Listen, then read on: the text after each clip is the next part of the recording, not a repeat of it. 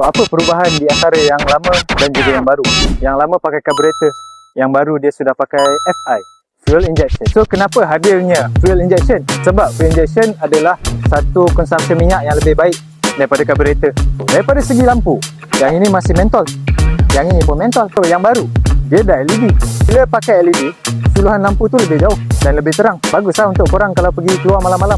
So untuk overall looks, korang boleh tengok sendiri. Bagi saya, design tu subjektif lah.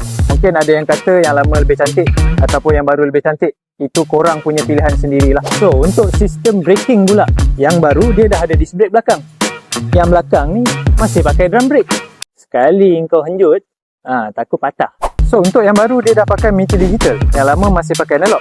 Yang ini nampak canggih sikit lah. Yang lama tu outdated. Yang baru tak semestinya bagus juga. Ada juga kekurangan dia. Macam contohnya kat sini, tak ada starter kaki. Yang lama dia ada starter kaki, tangan pun ada.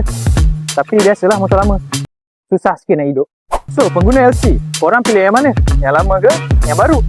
Korang decide sendiri. Tapi kalau cari yang baru, saya ada. Yang lama tak ada, jangan cari saya.